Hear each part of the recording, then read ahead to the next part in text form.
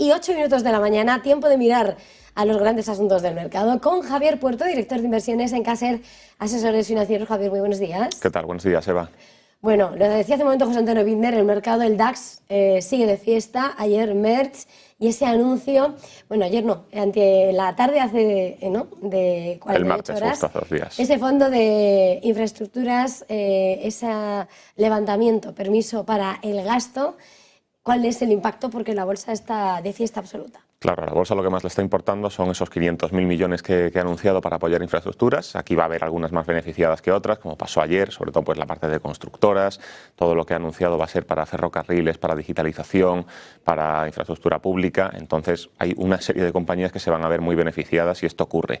Y por otro lado tenemos, como habíamos comentado, pues el aumento del techo de deuda, que eso pues ha provocado que las tires de los bonos a 10 años de los países europeos, sobre todo en el caso de Alemania, se hayan disparado. Vimos ayer un repunte de 29 puntos básicos para la TIR del Bund, algo que no veíamos desde el año 1990. Ya se sitúa la TIR del Bund en niveles del 2012. Y esto pues al final preocupa porque ha afectado mucho y muy negativamente a la renta fija europea, sobre todo cuando nos vamos a tramos más largos de la curva, y al final pues este aumento del endeudamiento pues va a afectar tanto a la bolsa, pero sobre todo aquí a la renta fija, y también lo ha hecho a la divisa, que estábamos viendo ese repunte del euro que ya está en 1,08 frente al dólar. En este escenario el euro espera y mucho, toda Europa, a la cita de esta mañana con Lagarde, con el Banco Central Europeo. Se espera recorte de tipos, pero va a haber proyecciones macro y todo a la espera de que llegue el golpe arancelario y esa inflación que hemos visto, ¿no?, como ha subido al 2,5 y en los periféricos que está presionando mucho más. ¿Qué esperáis de esta reunión del BCE? Claro, que muchos asuntos ahora que hay que poner sobre la mesa del BCE. Parecía, si nos íbamos hace 2 semanas, que todo estaba mucho más guionizado, todo estaba mucho más controlado para esas 4 bajadas de tipos que esperábamos. Esta sería la segunda y quedarían otras 2 con 100 puntos básicos. Y ahora con todo esto que está pasando, pues vamos a tener que recalcular. El escenario central sigue siendo el mismo, pero hoy que sí que está muy descontado que vayan a bajar 25 puntos básicos para irnos al 2,50%, vamos a tener que estar mucho más pendientes del discurso después de Lagarde.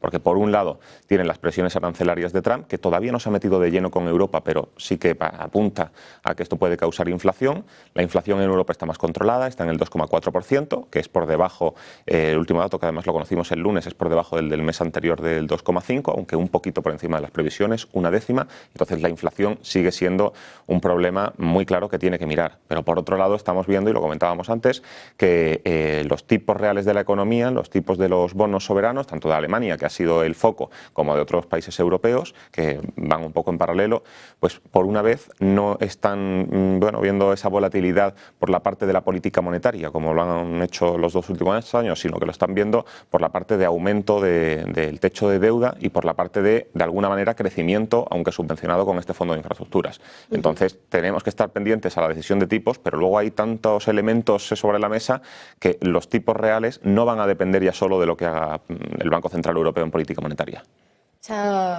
Ese impacto, ¿no?, de lo que es el contexto general y los países soberanos. Todo esto llega en medio de la cuenta atrás para mañana, esa cita con el informe de empleo en Estados Unidos, que llega además después también de un libro de la FED que ha apuntado, ¿no?, inflación, lo que esperan ante el temor arancelario. Por lo tanto, ese efecto de ese mercado laboral, ¿qué podemos esperar de ese informe?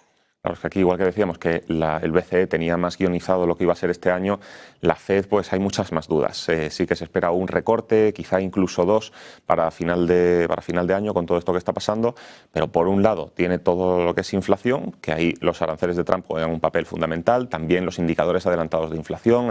Hemos visto esta semana cómo se han publicado los PMIs, que han salido un poquito por encima de lo previsto, entonces anticipan también mayor parte de presión inflacionaria por la parte de consumo. Por otro lado tenemos la parte de aranceles, pero no nos tenemos que olvidar que también tienen el mandato de proteger el empleo y estamos justo en esas cifras de empleo que se van a publicar mañana. Esta semana ya hemos tenido indicadores adelantados, ya tuvimos el informe ADP de empleo ayer, que salió pues en medio de este ruido, pues no ha llamado nada la atención, pero salió muy negativo, de 140 y pico mil empleos que se iban a crear en Estados Unidos. Nos quedamos con 77.000 y vamos a ver cómo impacta eso en el empleo de mañana, que se espera que la tasa de desempleo se mantenga en el 4%, pero si vamos viendo cómo es escala, pues esto al final es un deterioro en el crecimiento y quizá el foco pues se desvíe un poco de inflación a empleo y crecimiento. Pero por ahora, pues con todo lo que hay sobre la mesa, tanto el Banco Central Europeo como la FED tienen un papel complicado. Pues lo iremos viendo, lo iremos analizando. Muchísimas gracias una vez más por estar aquí, Javier Puerto, director de inversiones en Caser Asesores Financieros. Feliz jornada, feliz negocio. Muchas gracias, buena jornada. Nosotros a esta hora tenemos que continuar y tenemos que poner la mirada